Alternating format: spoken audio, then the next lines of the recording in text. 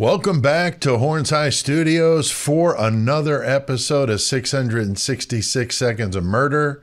That means each one of these videos is less than 666 seconds or 11 minutes and 6 seconds. So let's get going.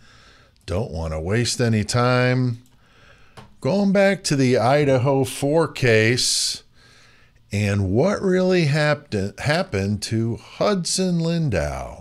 Going to talk about that tonight and how it may relate to the Idaho 4 case. But remember, this video is for informational purposes only. These are just my opinions and speculation. I'm not saying anybody's guilty of anything. This is all just a discussion about a case that interests all of us. Now, I'm sure most of you that are following the Idaho 4 case are aware of the name Hudson Lindau. But there may be some people that are not familiar with his story, as well as maybe some people that are new to the case that have no idea who he is at all. Maybe it's just a good idea to dust this one off and give it another look. I wanted to give credit to my friends at the Thought Riot podcast for doing a really good video on this. And I'll link to that in the episode description so you can watch it for yourself. Those guys do great work. And I strongly suggest you go subscribe to their channel if you're not already. Now, Hudson was born in Boise in 2003 and was found deceased face down in 2 inches of water in Paradise Creek, which sits very close to Greek Row, where the fraternities and sororities are there in Moscow. Now, he was a member of Sigma Chi, the frat that, I've done multiple videos on. Due to all the things that have swirled around some of the members there. And, certain people just really believe that they had some hand in this. But nonetheless, they speculate that they were the ones involved in the 1122 King Road crimes. But, again, this is all allegedly. Now, Hudson's body was found on May 1st, 2022, approximately 7 months before the Idaho 4 crimes. There was a big frat party that night before. Delta Tau Delta's house was doing their 90th annual ball. And Xana, Ethan, Maddie, and Maddie's boyfriend, Jake Schreiger, and Jack Showalter were all there as well. And this was the same frat that allegedly kicked Jack Showalter out for all that craziness he did or allegedly did involving dead coyotes on people's doorsteps. Very disturbing. And I've done other videos on Jack. Now, it's important to point out that Hudson and Ethan were good friends and fellow Sigma Chi pledges. So we know what fraternities across the country are known to do, hazing their pledges with all sorts of disgusting, barbaric, and dangerous activities that sometimes have tragic endings.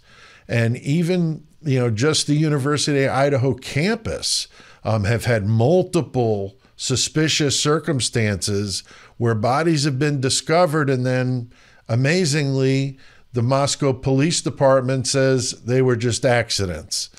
Students falling from windows, excessive drinking that turns deadly, overdoses, all kinds of stuff.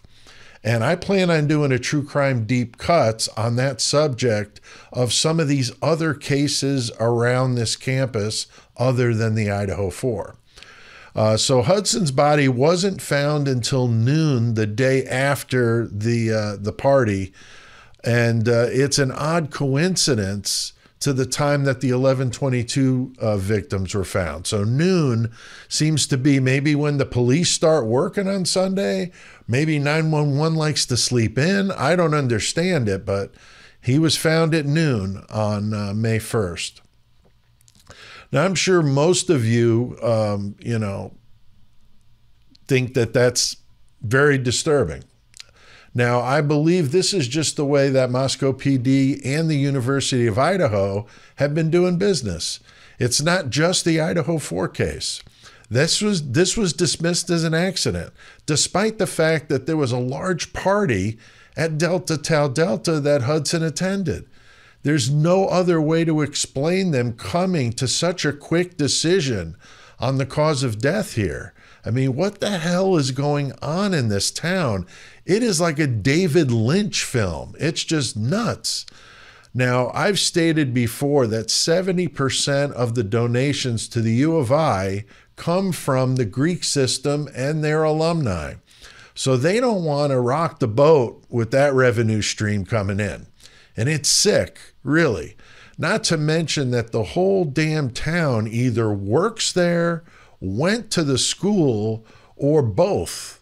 I mean, we see it in just the Idaho 4 case with the defense attorney, Ann Taylor, prosecutor, Bill Thompson, the judge, all went to the U of I, all of them. I mean, it is an incestuous relationship that's going on there in Moscow, and Hudson Lindau's case, unfortunately, is no different. Now, when it comes to the rumors that I've heard, some say that allegedly David Loach was into waterboarding pledges. Yeah, that guy again. I mean, doesn't that surprise us? No.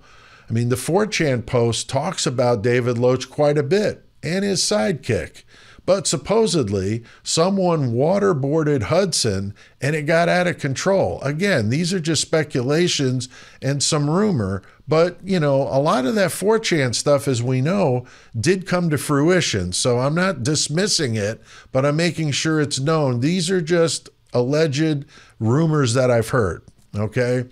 So maybe that happened and they took him down to the creek and staged the whole thing to make it look like a drowning in the creek, and then just went back to the house and partied it up. I mean, again, allegedly, of course. Now, there was a Twitter post in the days that followed that was very, very down on the Moscow PD for making such a quick decision, not really doing an investigation on what happened to Hudson. And that brought a little bit of attention to it. But, you know, unfortunately, the story died quickly. And the U of I went back to counting their piles of money. Now, I've seen a few of my commenters mentioning the rumors that Ethan was aware of something happening to his friend, Hudson, something bad. And I'm sure if he was a fellow Sigma Chi pledge, that maybe he would have known that. He was at the party. Some have even speculated that Ethan himself was hazed and that things had gone wrong and they took him to 1122 and staged that scene. I don't know about that. That's definitely out there, but I've heard these rumors and I'm just bringing them up, okay? And that would, though, help explain that long 8-hour delay to call 911 if all that had to be going on. So, again, we don't know. Those are rumors about Ethan knowing about what happened, claim that Ethan was going to do something about it and was going to go to the police. And if that's true, that would have been one hell of a motive for somebody to do what happened to him, Xana, Maddie, and Kaylee. I mean, that's very, very disturbing, to say the least. So, I mean, what do you guys, know about Kaylee being into true crime? Because she really was. She was one of us in this true crime community. Maybe Ethan talked to her about Hudson's case. Plus you got Xana and Maddie were at the ball with Ethan as well. So it's very possible all of them were aware of what happened. And maybe they were going to go to the cops together. I don't know. Now, Jack Showalter was there, as I mentioned. Was it possible that he also knew what really happened to Hudson? Is it possible that that was what Maddie told Adam? I mean, did it have to do with them wanting to go to the police about it? I'm not sure what good that would have done there in Moscow, but, that would be a good reason for Jack to reply, they're going to get you girls for that. That statement could be inferring Sigma Chi or Moscow PD. I mean, think about it. If either of those two were involved in that Hudson Lindau situation, that could be a reason to want to make some people quiet about going to wherever they were going to go to with that information. Again, these are all my opinions and speculation. Now, did Scott Green at the U of I make a call to the police that day and tell them to make sure it was considered an accident? Because murder is bad for business, as we know. Now, not to mention 70% of their donations would be impacted by an investigation of Sigma Chi. Does that sound familiar to you?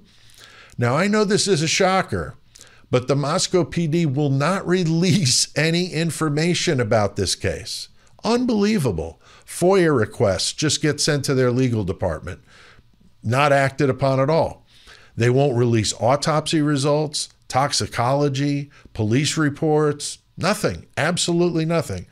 The toxicology alone would be huge here. I mean, was Hudson drunk like they claim he was? Maybe he was totally sober. We don't know. Were there, substances in his body?